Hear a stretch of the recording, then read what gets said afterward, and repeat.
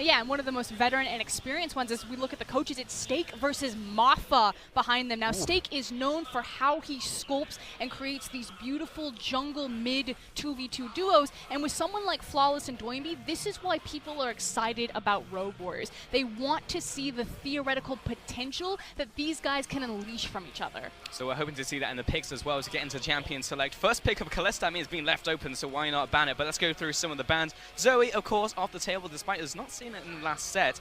Camille taken away in the top lane, and Ezreal as well from Rogue Warriors. What's really interesting to me is the fact that 3 out of the big 4 mid laners, so Malzahar, Ryze, and Zoe have been gone, which means that Azir is the next big go-to, and Rogue Warriors are choosing to prioritize Kalista over the Azir. Maybe they feel safer because the Camille is also banned from blue side, so it offers a lot of safety for Kalista, you know, a very heavy mobile ADC. Really the only champions that can throw a wrench in her plan are the likes of the Maokais and the Camilles that can just immediately jump on top of her.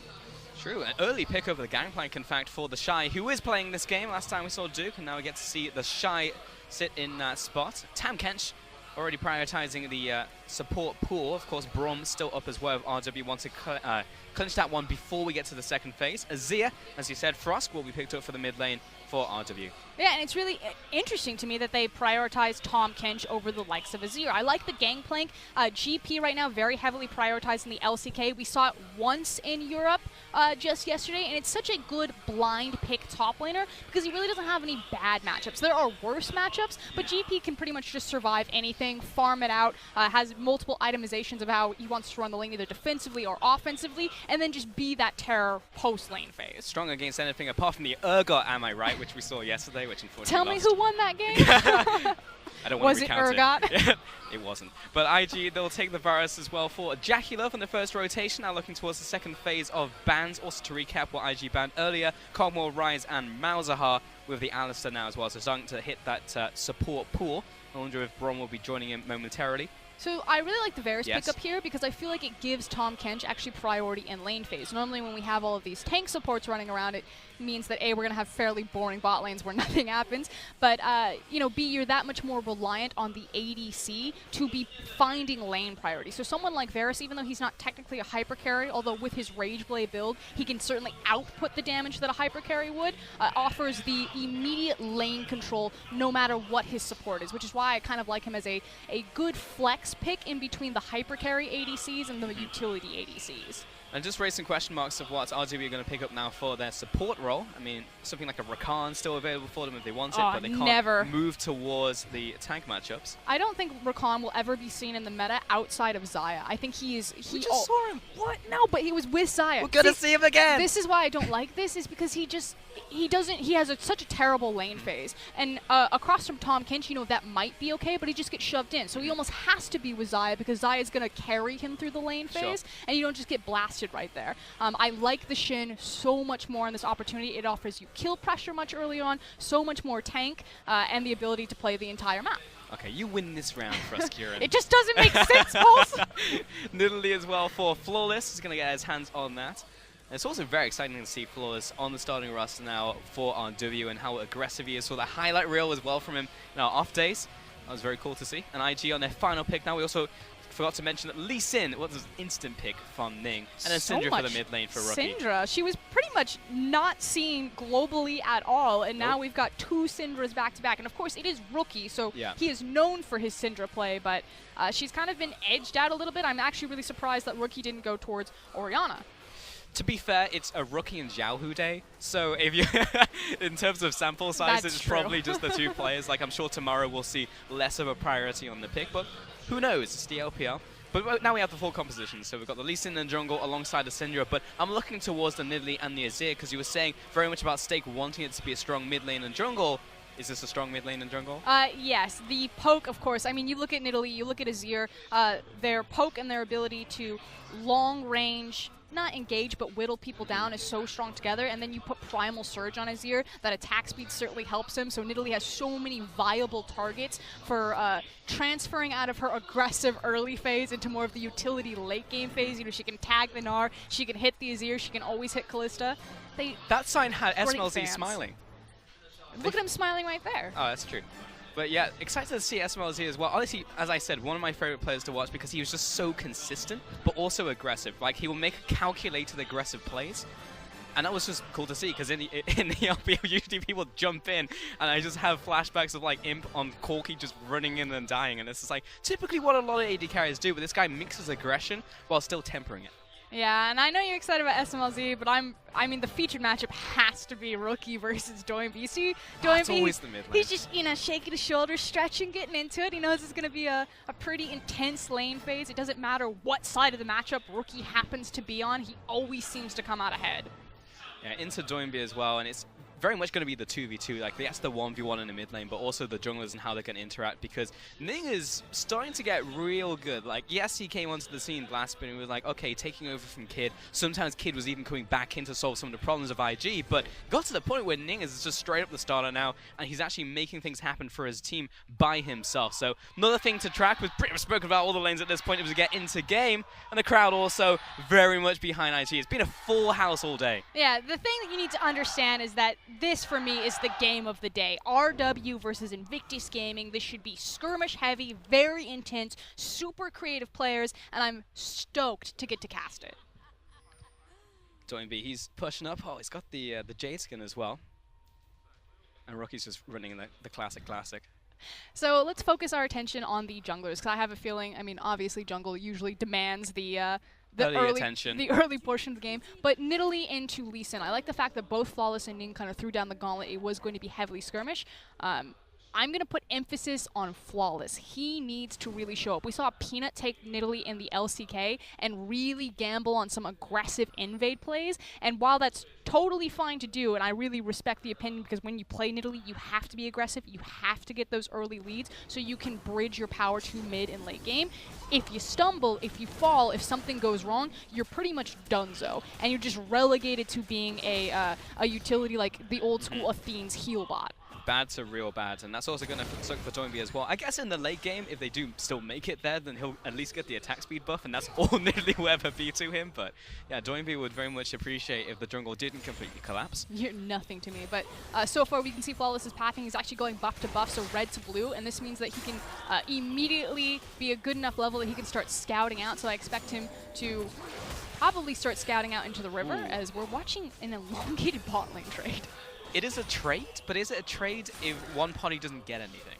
SMLZ just kind of watched it happen, and this is what I was talking about Varus. You know, Papa Smithy was making the comments that with the Relic Shield starts, which you can see both our AD carries taking, and Overheal being such a consistent runes, that there's not a lot of pressure or damage that's happening in the bot lane. So if everything's so safe down there, you can play a hyper carry and not ever be punished for it. But then we still see such high Varus priority, who's more of that poke champion, even though Common isn't such a high keystone as it was, say, at All-Stars. Sure.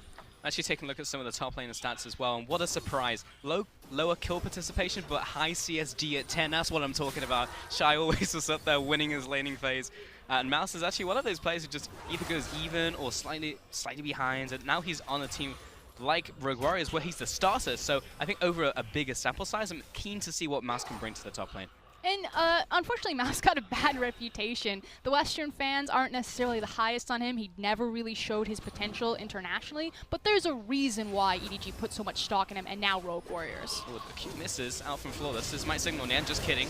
They gobble up the AD carry, and Baolan will walk it on out. Isn't Tom Kinch so much fun? Oh yeah, he's highly interactive. Just makes League of Legends so entertaining to watch. That said, I understand that there's a lot of kill pressure down here with Kahlua on the Shin. It is one of the cool things about the Shin support. Normally we've seen unsealed Spellbook Shin in the LPL. This time around he's running Aftershock, which I don't know if I necessarily agree with since he's now committed into Ignite. There's a lot of damage in the mid lane. It's not going to be any Ignites though from that side, but the red buff starting to tick down. Doinby had to take a trip back to base, playing some Go on the way out. But the thing is this gank was set up because Flawless revealed himself bottom, which I don't think there was a lot of potential in that gank, especially because Tom Kinch is there. Like, maybe that spear hits, maybe you get the burst damage, but chances are you're not even going to get a summoner, which they didn't. And because Ning then got the information from Flawless bottom, he now forces out both summoners in the mid lane. So big victory for Invictus Gaming, and I think Flawless just chose the wrong lane.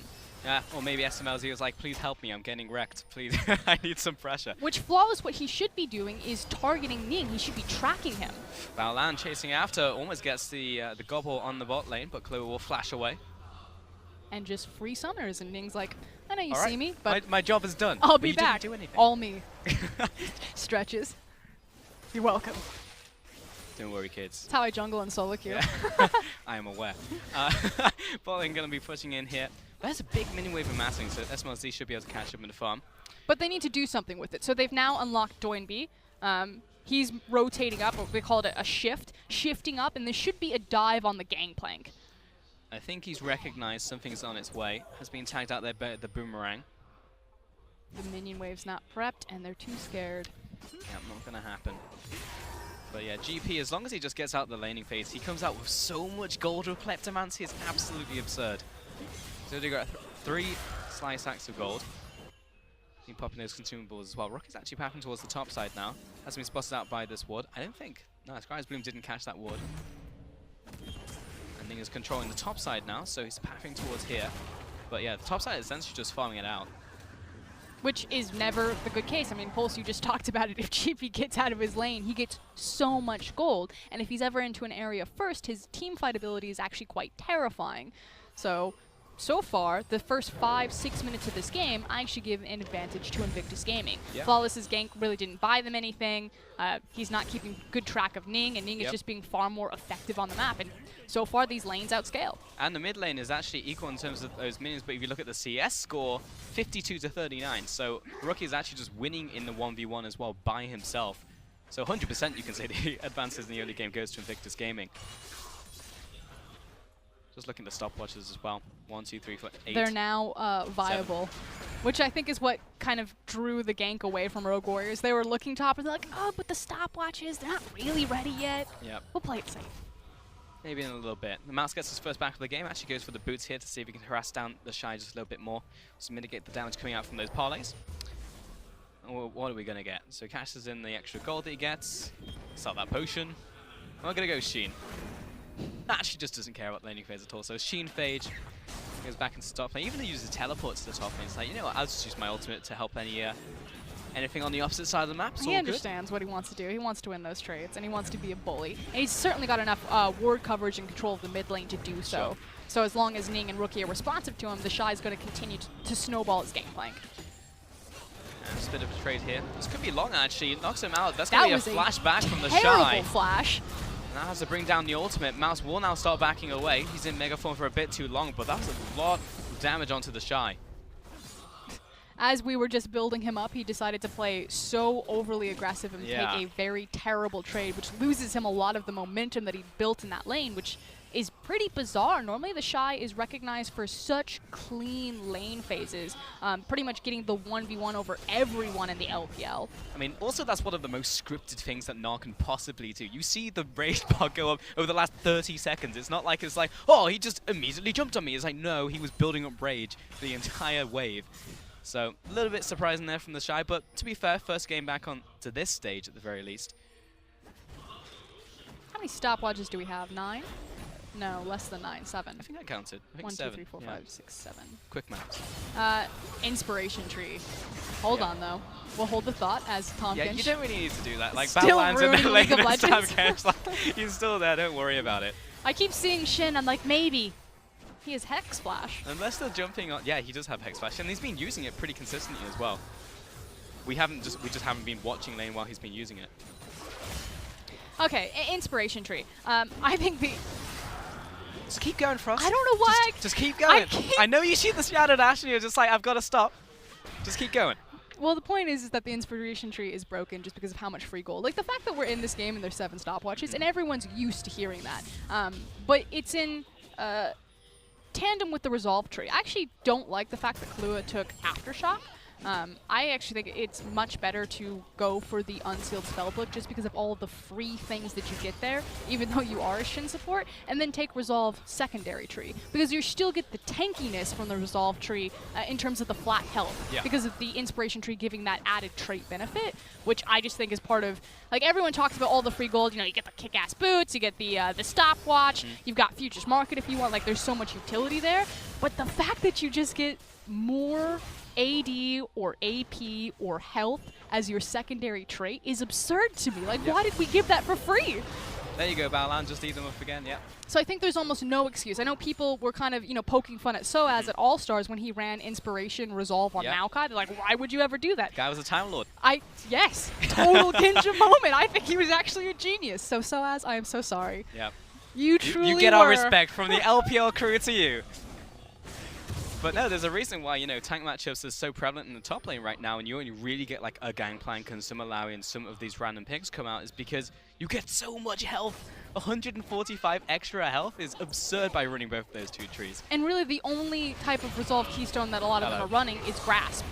Oh, Doinby, he rushes through this one, but he has actually cut off Ning from his escape path. In comes Balan from the bottom lane, and Kahlua jumps on top of Doinby using his ultimate. That looked a little bit funny, but it did work out for them, and Ning. Nope, not taking that route. Right in the eye. He's like, oh!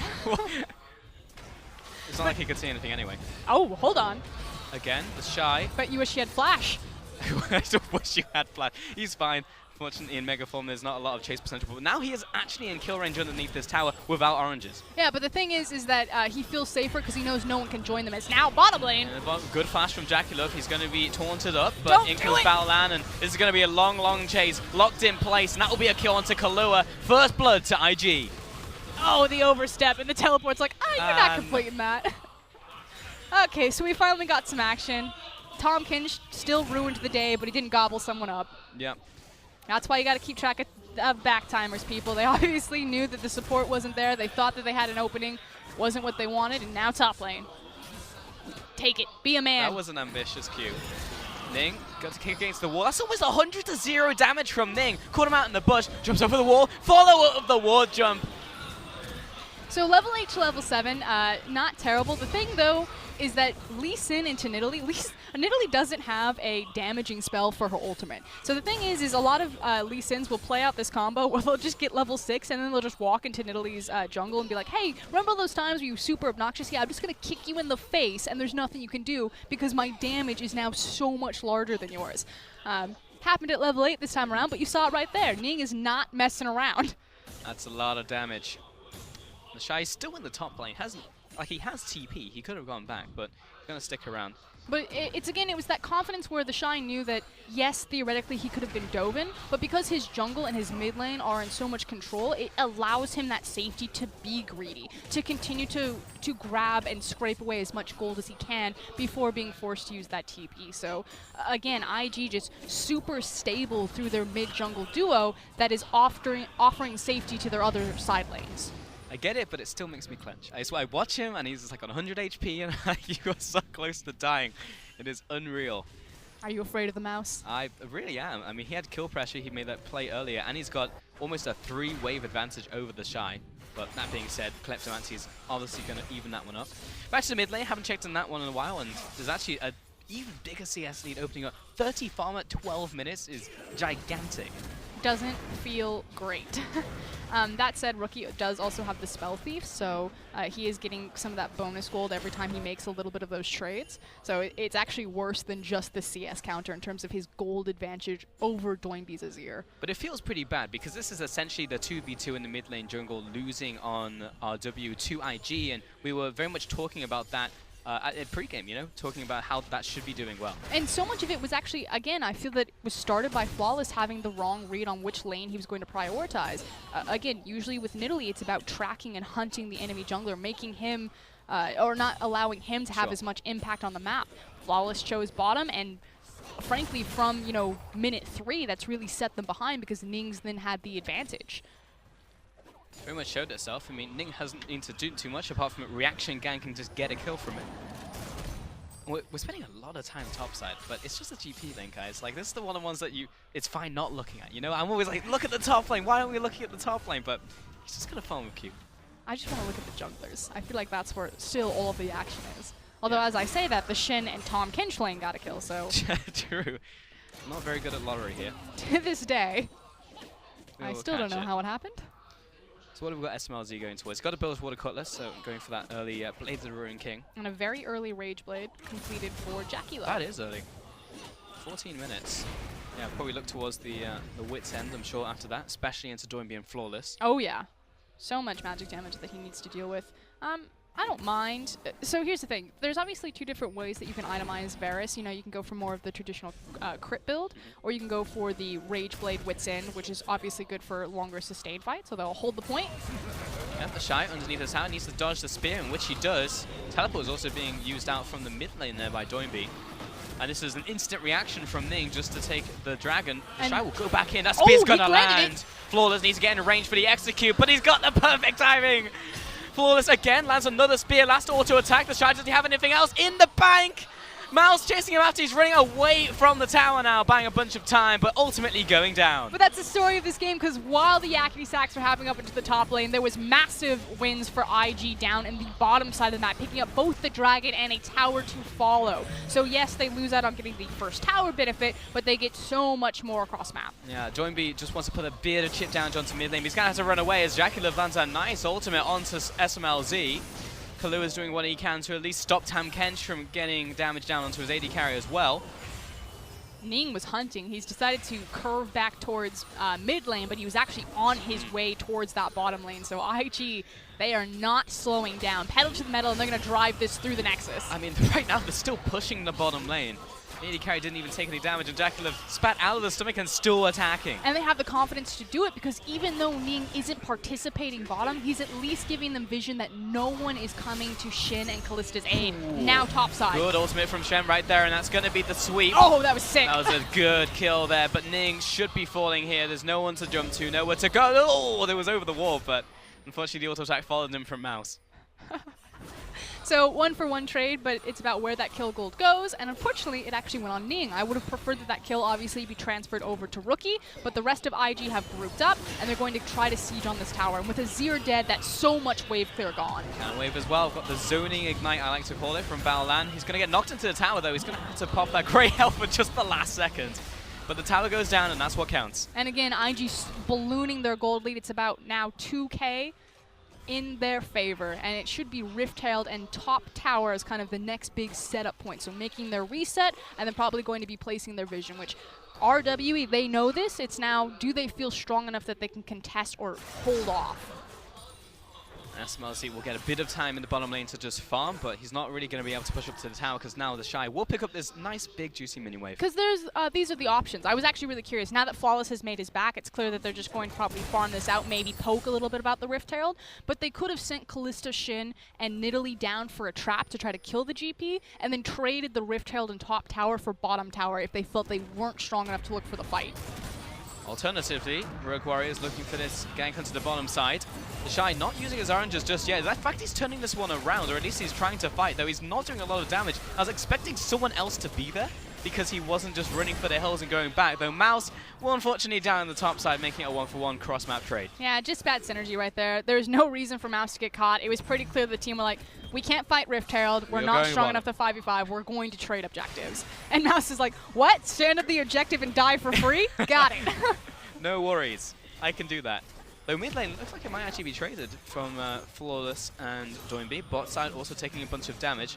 Surely the Herald should go over to IG and the top tower, but it's actually a somewhat comparable trade because of the top side being traded. Yeah, and RW are taking full control of this bottom side jungle. They probably won't push through simply because they don't have the minion wave, but they may be able to play on that vision later when the next rotation of blue buff comes up. Yeah, the top tower's going to fall, and everything else will resolve itself. But yeah, it is about the blue buff now that will go over to Rookie. Yeah, and it's because this blue buff is being taken away, so naturally they want to recover something for Doinby and Flawless. So we'll see if they can make use of that control vision and triangle vision that they've placed over IG's blue buff. Ning will also get the full top side as well on top of that, so it pushes in the wave. And IG still maintaining that 2,000 gold advance. In fact, it's evened up just a little to Rogue Warriors because of that extra tower they managed to reclaim in the bottom side. But it's now about this Herald and what they can do with it. Yeah, and it's also about now that since the map has opened up so much, it's going to be that vision war that is so important towards the mid game. And Invictus Gaming's composition really does thrive there. They have the GP, they have the Syndra, they have the Varus, as well as the Tahm Kench. Pretty much, they are super good at moving into an area, denying all of your vision, and then just setting up a trap and waiting for you to walk into it. So as this map continues to open up, IG are very strong right now just because of the kit that their champions have. And JackeyLove's still farming up as well. He's hit his 2-item power spike. on the wit's end. Rookie, how's he doing? He's got his 2 items. Frost Queen Claim picked up on the Syndra. I think he's going Void Staff 3rd item. So he'll have double penetration. I've seen it on a lot of the Syndras, actually. Interesting. Yeah. There's not a lot of Magic Resist that has been picked up yet. There's Merc Treads, and then Kahlua as well, but I guess it's just getting ahead of the curve here. Well, okay, but I was actually checking Rookie's solo queue, just kind of figure out what he was doing with his build paths, what he does with his runes. And I did notice that occasionally, more often than not, he would go 3rd item penetration on a Syndra, despite what the matchup was. And I know that there was a lot of conversation, you know, as we changed to the new rune system, that champions that build double AP were actually doing more damage than before, although Freak has a great video kind of about the math around that. But we'll keep our eye on what Rookie does. Yeah, you're also talking to me earlier about what Rookie runs in terms of rune pages, which was really interesting to me. He runs Transcendence Gathering Storm on majority of his champions, actually, which I find very interesting in the confidence of, you know, that you're sacrificing so much of your ability in the lane phase for late game scaling, which is either Rookie saying, we're never going to finish a game early enough, so Gathering Storm may actually be a viable rune for me to take, or I am so confident in my ability to beat you in lane phase without any other benefit that I can afford to just make sure that I'm as strong as possible post-lane phase. Which is really interesting, right? Because Gathering Storm is just a pickup generally in solo queue, just I never would I go towards that. I think Papa Smithy gave it the most accurate name, and he called it the Jin Air Mastery. Because they always go to like 55-minute games, so you like see Jin Air, you're like, yep, it's going to be a Gathering Storm game. I mean, in some games, especially in competitive, when you can predict... Oh, did that actually just happen? And he blast cones the wrong way.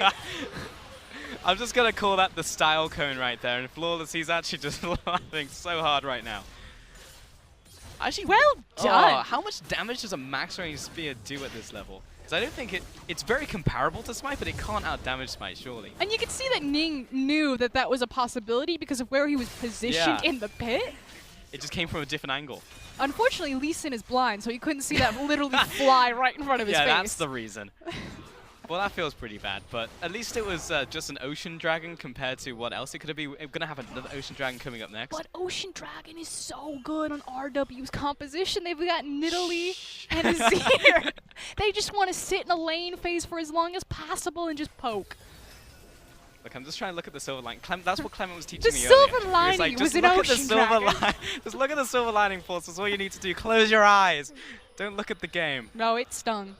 Just as much as this Rift-tailed walk. Where did he place it? Place it in the river. It's not great.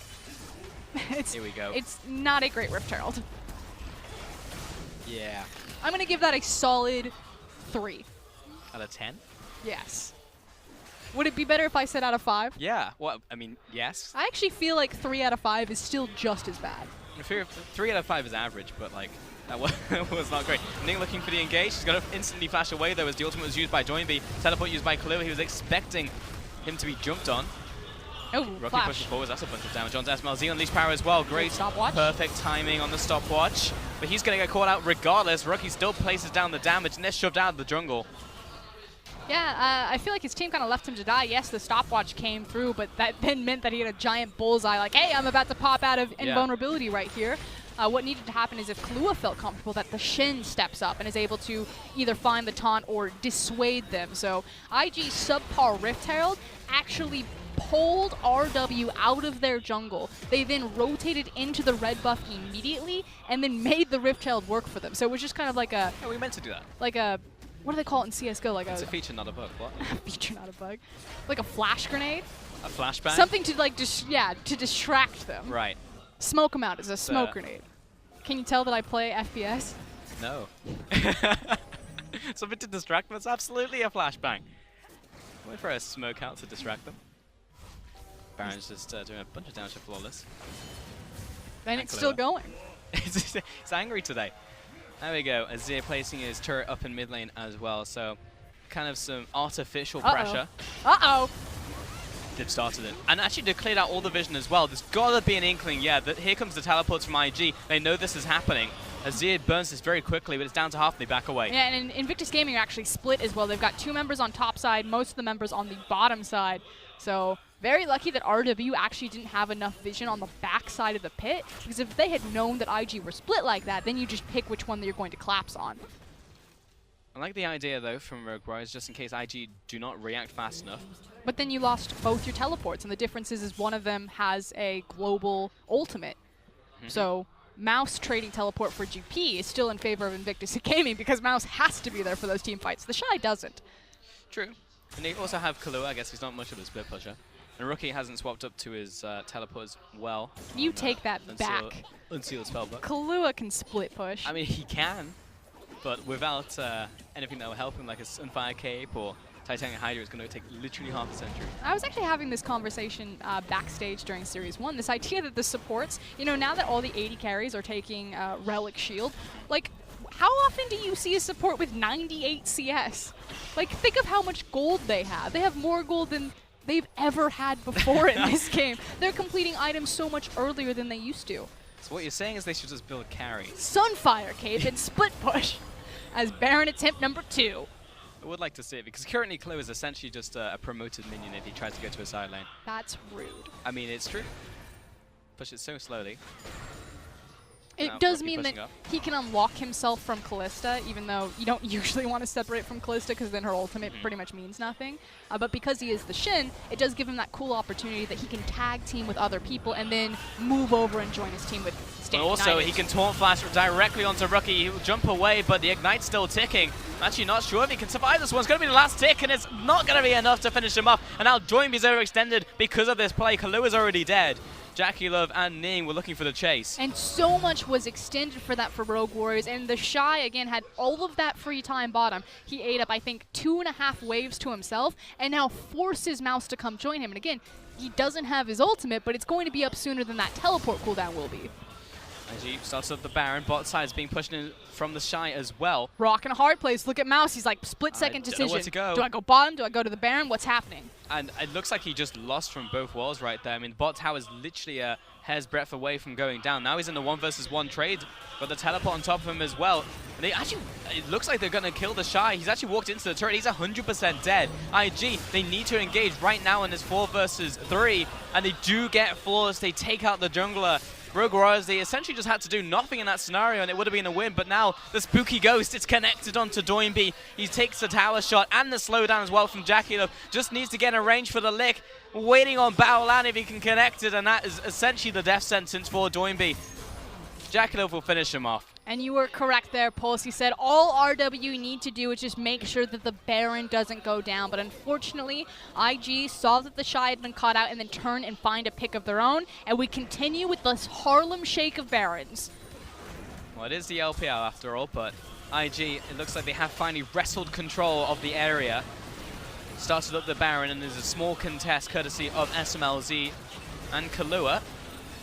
Rookie is the one doing zoning duty right now. Kahlua stepping up to the pick. Good ultimate from the Shy, zoning away Mouse, and more importantly, the Squishies. And I think at this point in time, Mouse is the squishy one because Rookie essentially just soloed him with that amount of damage. And he did that with that ultimate because he burned the ult on SMLZ. So absurd damage coming out of Syndra right now. Burns the ult, forces SMLZ completely out of the fight, and then a great zoning ultimate from the Shy. IG are just running away with this game. It really just came away from that last fight as well. And Rookie, well, that spear actually did nothing. Rookie will take this tower, and that's just the power of Gathering Storm. The fact he's level 17 right now, and he's got triple item. May even have more at this point in time as he looks to go back to base. And Flawless, try and find something in the bottom jungle, at least get his camps and take red buff, but even that's being warded now by GP. Yeah, and unfortunately, you know, this is kind of the curse of Nidalee. If you don't make that big statement, that big impact in the early game, you just fall over. And so now they're completely reliant on Doinby and SMLZ as any sort of gateway back into this game. And unfortunately, Azir's only sitting on 3 items. And pretty much I'm just looking at Doinby because SMLZ, if you compare him to Jackie Love, it's almost no contest. Dragon's going to be started as well. Yeah, the damage comparison between the carries of Rogue Warriors versus IG is not looking good for RW fans. Yeah, 100%. And just to go back to your point, it just feels like RW, the windows in which they need to exploit have well and truly closed at this point in time, and they are just scrambling to try and find a fight or a pick or, you know, all the classic comeback mechanics. Yeah, and so now it's the Wombo combo. Because they do have Azir and Gnar, there's still incredible setup for them, a Wombo combo, and then you know, throw in Callista ultimate on top of that. But unless it's the miracle setup, it should be just a clean out from IG. And what's really the nail in the coffin is how good IG are being about clearing out the vision on their flanks, making sure that there's no opportunity that, you know, like a Shen taunt or something catches them off guard as they slowly move the waves forward. I mean, even JackeyLove can afford to start pushing up here because he's got that Guardian Angel and he's got Baolan. Like, he's got multiple layers of protection here. So it's not like he's going to be in too much of a bad situation whatsoever. But this is interesting because it gives us finally a good look at Rogue Warriors against a top team. You know, it was hard to really gauge them against TOP because it was just the caliber of their opponent. Right. Now we get their look against someone like Invictus Gaming. Well, the tower being pushed in, there's the ultimate being used by the Shy as well, and that's definitely something I'd like to check in after the end of this series, because this has, to be fair, been one game, but you can see some of the footprints, right, in game one of how, like, the jungle matchup worked and how Flawless was affecting his pathing and how top lane was going. Like, you can start to piece it together, but let's give them another game. Yeah, unfortunately, I think this one is a dying candle, just a dying little flame about to be smothered. The fishes. But it got a bit more time. Ultimate used on SMLZ. I guess the call right there was to instantly jump on Rookie, but that's very much a nope as they see the Abyssal Voyage, expecting someone else to be with Baolan. I believe that was the Shen ultimate and the Kalista ultimate used there to try to get Rookie, to which he did the classic walk away. Yep, and he had flash as well, so it's not like he was ever really in any trouble of dying. And now they're just gathering the waves. So there's no reason to be bot lane. Naturally, that one's going to push in itself because it has the super creep. So they man mode in the middle lane, force RW again to respond to them, and then team back up with the Shy on the top side of the map. This is just by the book right now from IG. Spear was good, but it didn't do any damage. Normally, we don't see this type of tempered patience from a team like Invictus Gaming. You know, hold on. Maybe I hold my breath. As JackeyLove just walks up to the tower by himself. Normally you see the AD carry try to fight a Zero with his teeth, you know, something like that. Invictus Gaming are known for getting leads like this and then kind of carelessly playing with them, making overly aggressive plays or flashy plays when they didn't need to, and then turning their own tables. So I do like that we are seeing more of a matured Invictus Gaming. Like, it feels like the reins on Ning are a little bit tighter. I mean, we saw that as well when they played against RNG in their first match that they played this week, and it was very much like they were taking that more tempered approach. And in that first game specifically, the one that they won, it was very good. They didn't just instantly dive the tower. It's like, now we should go in. It's like, no, we should actually just push it slow, take the tower, get the objective, go to the next objective, and we have seen that this game as well. Yeah, but they do need to be a bit careful. Yes, they still have a massive lead. It's closing in on a 10k gold lead in favor of Invictus Gaming, but I never want to discount Azir because his late game damage output is just absolutely disgusting. And I feel like Doinby, with how aggressively he's sliding forward, is starting to recognize that he's getting a lot of that power in his items coming out. 100% he'll start hitting those squishies for a bunch of damage. You saw him just get a few seconds with JackeyLove and what that turns into. But that front line is so damn tanky. Even Baolan as well in that bottom lane. The amount of extra gold he's managed to accrue this game has just turned into so many tank items. And it's actually very hard for IG to siege this not having the Baron buff any longer because they are looking at an Azir. They pretty much have to make sure that he is dead. Otherwise, they're never going to crack these towers without the Baron. And again, the longer this game goes on, the more opportunity that Rogue Warriors have to fight around the Baron pit, the more options that they can get that miracle wombo combo to turn the tides of this game. And when you actually look at this game, it's coming up in 90 seconds. The tower's still alive. There's no inhibitor. Well, there's an inhibitor bot lane down, but they're still able to keep this one up. So IG at some point will have to loop back towards the Baron, and they have a smattering of wards in the top side. But I'm actually feeling a little bit nervous for IG. Like, I shouldn't because they're still well in control, but I'm like, I feel like I've seen this many times before. Just don't think back to 2017. This is new year. I mean, to be fair, we do this a lot. It's like, I will not get hyped about IG. I will not get hyped about IG. This time, actually, I think I can get hyped about IG. 2018 is supposed to be their year where they finally cross that threshold into actual Dark Horse. You know, they have probably unrivaled some of the best talent position for position. Now having the hype ADC JackeyLove, it was supposed to be the cherry on top, the sprinkles, that one intangible missing to get them to Worlds. And they have looked better for sure. I mean, we've already mentioned the fact that make them look good, the tangibles that we have seen in this game, and do the series this week. But the fact that they haven't finished yet is the one that is the clincher. Like, we're 35 minutes in, it's going to be another Baron, there's another small chance, and yes, it's like a 15% chance for RW, but it's still 15 more percent than 0. It's increasing dramatically, though, as the game goes on. Okay, so here we go. They were locked into sieging for a minute 20 when they didn't want to, when they didn't have Baron. Now that the Baron has spawned back in, they can then start fighting over a real objective. Now it's how patient are Invictus Gaming? How much have they learned? Will they actually take the time to set up their waves, get it pushing against Rogue Warriors, and not take a 50-50 5v5, and instead just take the objective that should be free based on their macro map control? Well, they haven't immediately jumped in. What is that barrel setup? Is that triple barrels? That's the triple barrel. So it can't initially get cleared. That's actually pretty interesting. Okay, this is what I didn't necessarily want to see, but we're going for it. Well, they haven't gone all the way in yet, so we're not back to they're full waiting IG. for the big wave to push top side, and I think they're going to tilt, or excuse me, shift top. Accelerate it, yep. Yeah. Oh. And you can see Ning, he's trying to zone for and Rookie. they've already engaged. Kahlua jumps in there onto Baolan. He sees Rookie in the top side. Fate's Call used defensively here. Q-land by Ning. Is he going to do it? He's got a couple seconds left. Waits up the timer. Meganar is going to fall off soon, so RW missed a pretty big window where they could be explosive in a team fight. And this is interesting. What the?